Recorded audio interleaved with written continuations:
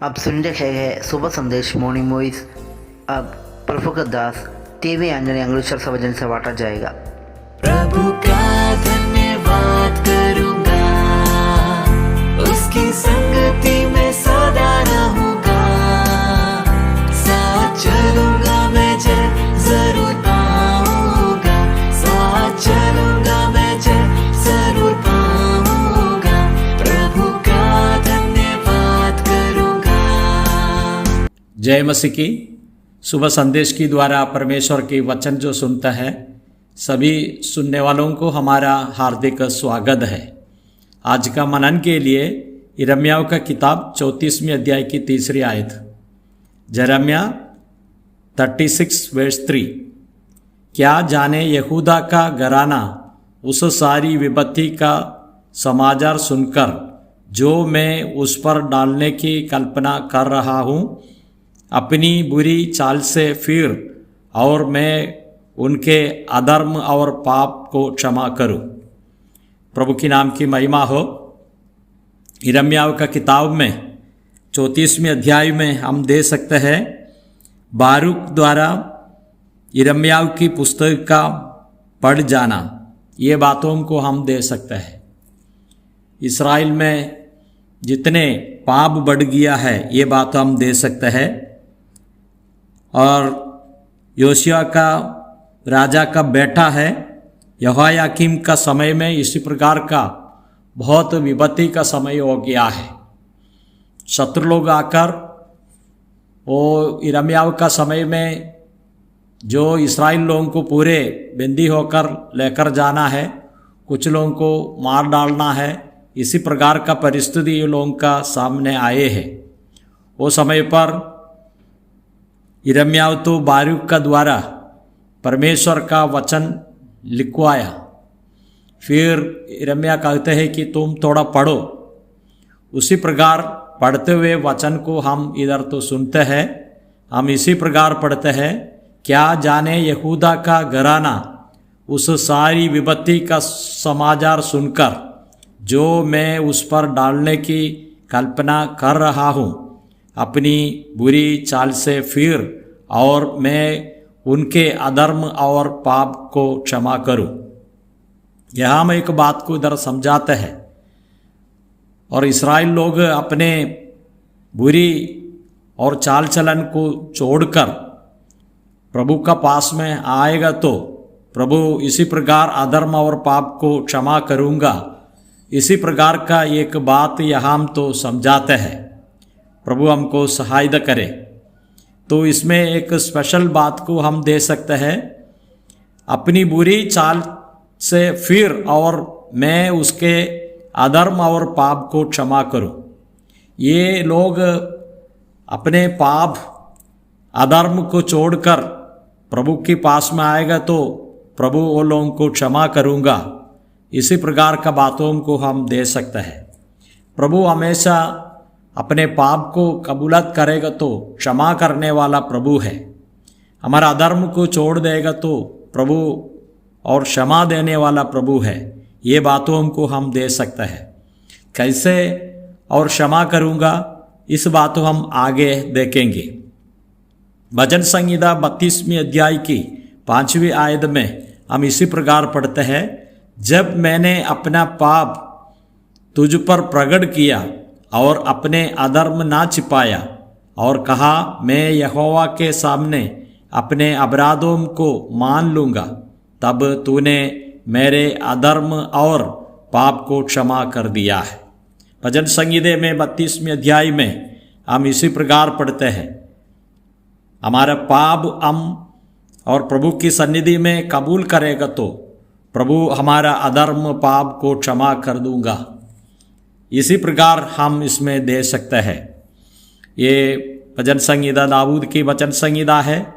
दाऊद के जीवन में बहुत कुछ पाप आया है, लेकिन दाऊद वो समय पर और पाप को और कबूलत करके उसको क्षमा पाते हैं। ये बात हम दे सकते हैं। दूसरा शमूएल की किताब 12 अध्याय की 13 आयत में इसी प्रकार पढ़ते हैं, तब दाऊद ने नादान से कहा, मैंने यहोवा के विरुद्ध पाप किया है। नादान ने दाऊद से कहा, यहोवा ने तेरे पाप को दूर किया है, तूने ना मरेगा। इसी प्रकार हम पढ़ते हैं। यहाँ हम देखते हैं कि दाऊद पाप किया है। पाप करने की वजह से और नादान भविष्यवक्ता ने इस प्रकार कहा, तुम पाप किया है। ये बात उसने मान लिया है, हम इसमें दे सकते हैं और अपने पाप को परमेश्वर का सन्निधि में कबूलत किया है। ये बात का कारण से और तू मरेगा नहीं, इसी प्रकार और परमेश्वर का वचन को हम दे सकते हैं। इसके लिए अधर्म और पाप क्षमा करने वाला प्रभु है, ये बातों को हम दे सकते हैं। हम मीका का किताब 7वें अध्याय की 18 आयत में हम इसी प्रकार पढ़ते हैं, तेरे समान ऐसा परमेश्वर कहाँ है जो अधर्म का क्षमा करे और अपने निज भाग के बचे हुओं को अपराधों को ठाप दे। वह अपने क्रोध के सदा बनाए नहीं रखता, क्योंकि वह करुणा से प्रीति रखता है। यहाँ हम देखते हैं और अधर्म और पाप को क्षमा करने वाला एक प्रभु को हम दे सकते हैं और इस परमेश्वर अपने पाप को ढांपने वाला एक प्रभु है, ये बातों को हम दे सकते हैं। वो एक करुणा हमारे ऊपर दिखाया है, हम दे सकते हैं। इसी प्रकार और हमारा पाप और अधर्म को और उसका पास में कबूलत करेगा तो और क्षमा देने वाला प्रभु है, ये बातों को यहाँ हम तो समझाते हैं।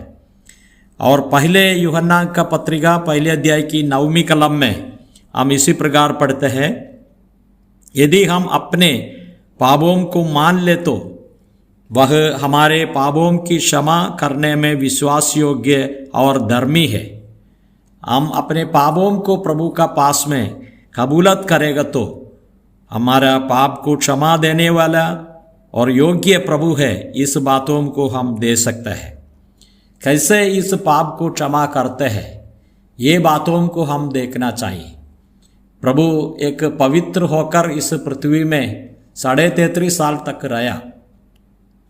30 साल तक प्रभु माता पिता का अधीन में रहा। 3.5 साल मनुष्य के लिए विशेष तरह से समर्पण किया और अंतिम समय में पाप का सजा के लिए प्रभु यीशु मसीह अपने आप को सौंप दिया है। जो पाप बिना एक ही व्यक्ति इस दुनिया में है, वो है प्रभु यीशु मसीह है। यीशु मसीह पाप का बलिदान होने के लिए तैयार हो गया। पिलातुस, कैफा, अन्ना, ये लोगों ने उसका सामने बहुत विरोध में काम किया, लेकिन हम देखते हैं कि और प्रभु शांति से सारे बातें सही लिया।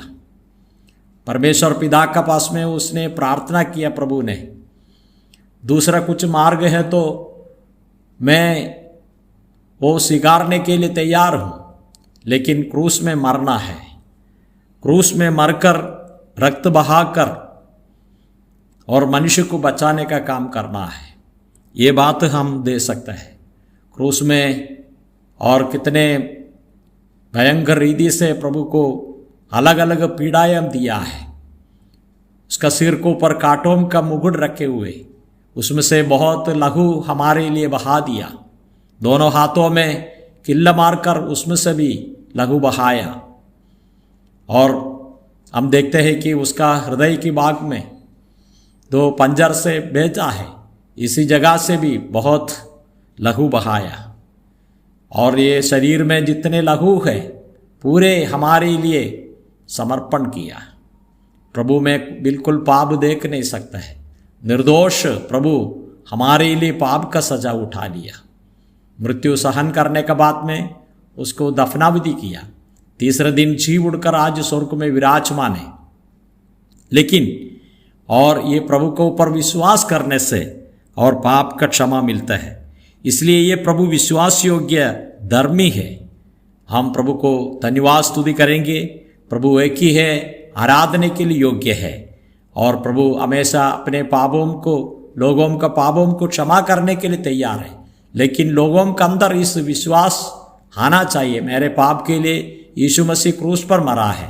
ये बातों को विश्वास करेगा तो पाप का क्षमा मिलेंगे। प्रभु हमको सहायता करे। जय मसीह की।